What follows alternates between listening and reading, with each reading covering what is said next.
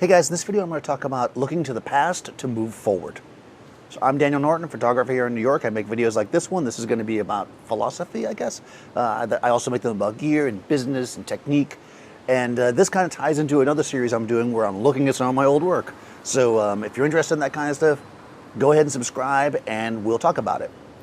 So this is actually something that I'm learning myself recently. I am very much the person that, and I've always been this way, that doesn't hang on to the past. I think part of creatively or business-wise, part of the reason for that is that I was in the fashion industry. And honestly, while sure there's retrospectives of fashion photographers, especially the ones that become really huge, you know, for the most part, fashion is something that goes away, right?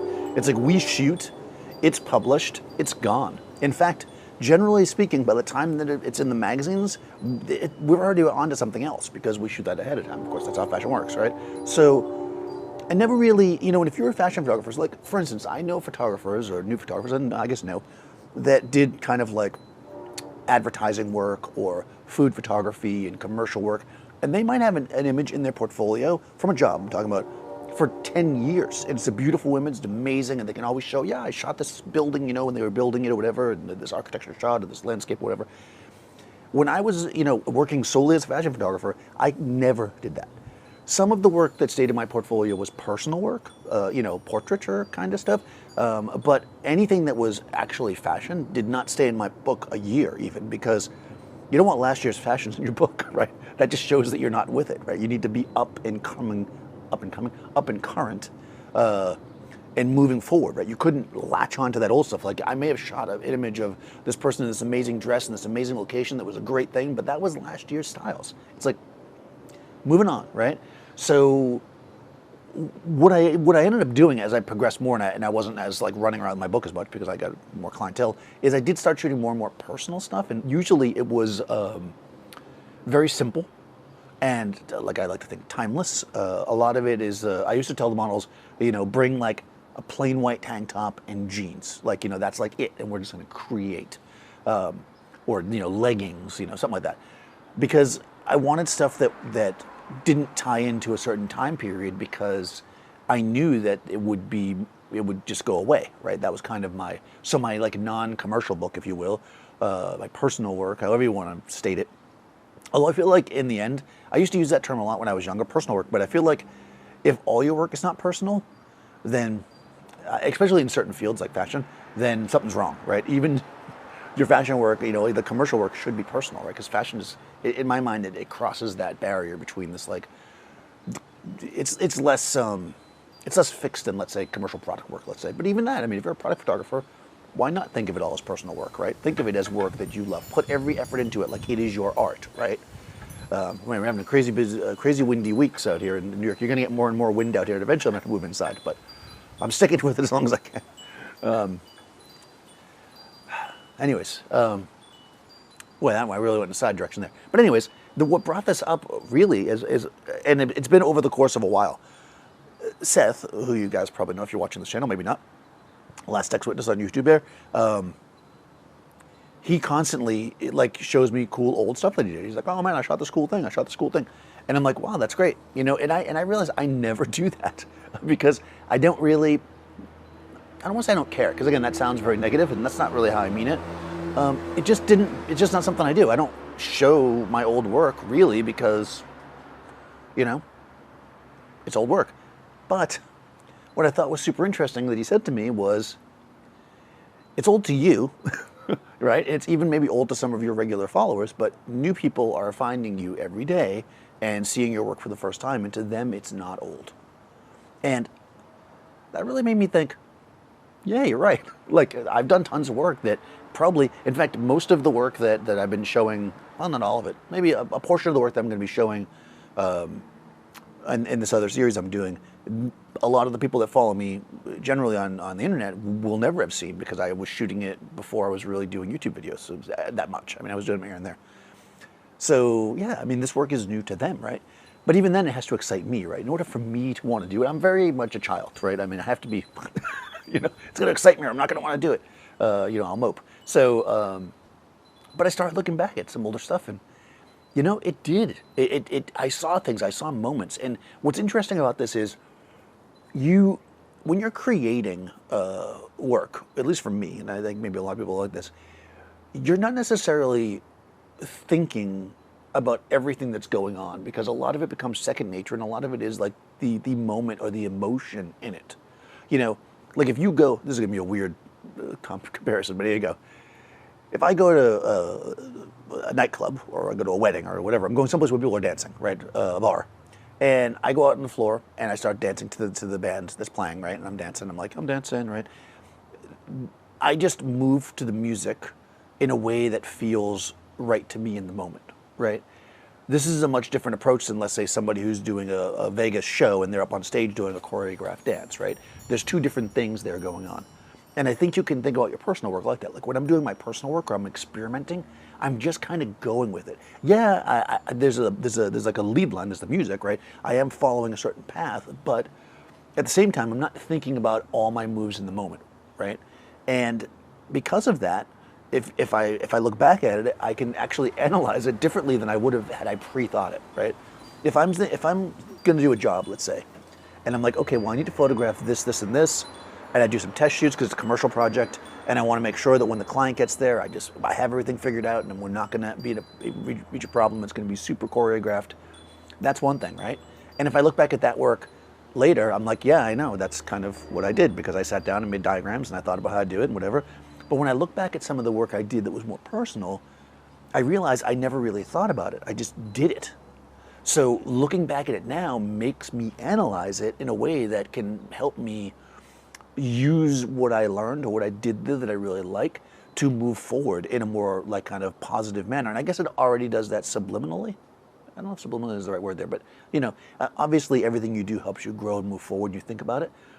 But now that I'm reflecting on it, I'm like, aha, that's what I was doing back then.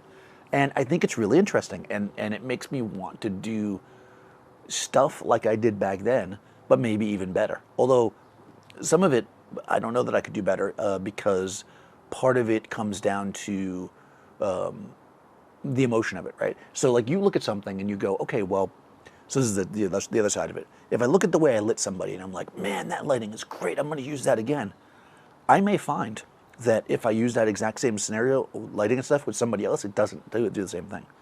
Because that person might not be right for it. That's why you can't have canned things. This is why I joke about like presets and I joke about because the reality is that any kind of canned system, any set diagram, any set pose, you know, this is the pose that works for everybody. No, it doesn't. Everybody is different. But what you can do is you can look at the idea, the emotion of it. What was I thinking here? What was I doing when I was thinking about lighting like this? Why was I lighting it this way? What is it about the light that made this image strong? And how can I transfer that to other images to make them strong as well? Not the same, but strong. In fact, what's funny is I used to get this a lot when I used to shoot a lot of, I did development for modeling agencies. So that means, like, if you don't know what that is, basically new faces. Right, so you're a working photographer shooting for magazines and stuff, and you can make some extra cash. You know, the agencies will send you their new faces, right? So, you know, like Ford or whatever is gonna, or IMG, or, you know, they'll be like, I have some girls I want to send, and they'll come by, and you shoot them. And usually these models are, I mean, I also did boys for Boss, but mostly I did girls.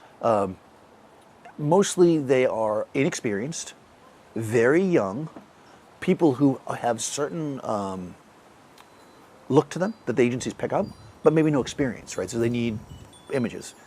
So, you know, they come to your studio and you look at them and you get a stylist or a makeup artist. And the thing is you get to, I mean, obviously they need to get good shots. So there's certain things you know you need to do, right? But at the same time, you're kind of testing, right? You're playing around, you're seeing what can work. This is a time for you to experiment as well because you have a new model in front of you, you know, and you can, you know, make a couple bucks doing it, but you can also create some cool stuff. Because it's not a commercial project, right? It's just something that the model just needs pictures, and they need to see what it's like to be on a photo shoot.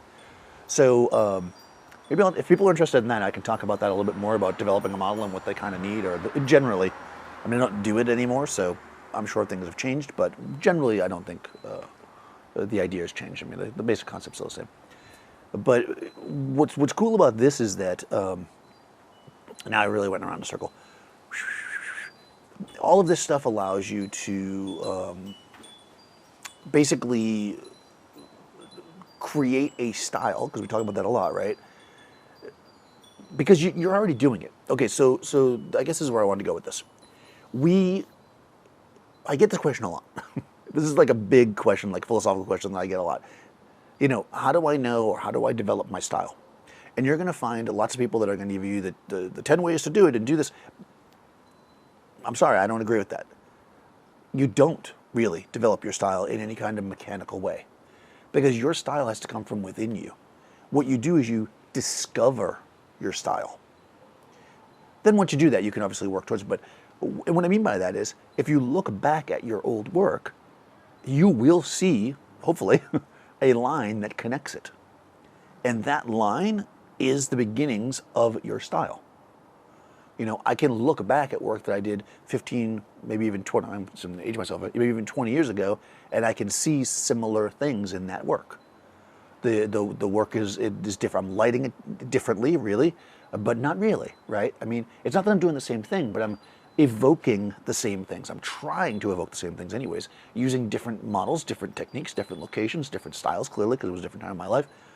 But I still have certain things about it that's very distinctly mine. And I think I could probably show, maybe I'll do this. I'll have to go back and go, because I'm transferring the whole archive. Maybe I'll take one image a year from like 2000 all the way up to now, and I'll show you like how together they look, you know, there's something there, the through line. That would actually be a pretty interesting video. I will put that on my list. Does every single image scream your style? Probably not. I mean, sometimes you need to do things for clients, right? If somebody asks me, I mean, you're always going to put your stamp on it, but it's not going to scream it, right? The stuff that you do for yourself usually screams it the most, and the stuff that you do specifically for a project usually screams it the least, right? If I'm photographing this cup, as I photographed many times, you know, this is going to have the least amount because, number one, I don't generally consider myself a product photographer, even though I'm more than capable of doing it. So in my style, it has a lot to do with connection, and you can't really connect to a mug, right? But still, I think, you know, you see it in the way it's lit, you see it whatever, you know, so we'll see. It's interesting. But in any case, what I think the thing here to look back at is this. Take some of your older work, maybe even stuff that you didn't like at the time, and look at it with a fresh eye. You know, look at it and try to figure out, maybe there's something in it that you can see that you didn't see when you were creating that work. What is it about this image that made you create it, right? Why did you press the shutter, right? And then take that and move forward. And in addition to that, as you start to look at these older images, see if you can find that through line. See if you can find the thing that might represent what is your style. And that's just a great thing to work on. So go ahead and do that. That's your homework. But yeah, guys, let me know what you think about this. Like, do you look at your old work, or do you ever look at it? Do you love it? Do you put it on your walls? Do you keep it on your phone to show people? You know, is this something that you do? Or are you one like me where I don't really show any of my old work? Let me know. You know, I'd be curious to know what people do, because I think I'm kind of unusual, because I meet a lot of photographers and they seem to show me a lot of old work. So I feel like I'm probably different there, but maybe not. Maybe I'll find some people like me out there on the web. In any case, if you haven't already, guys, go ahead and subscribe, ring the bell so you get all the new videos, and I will see you next time.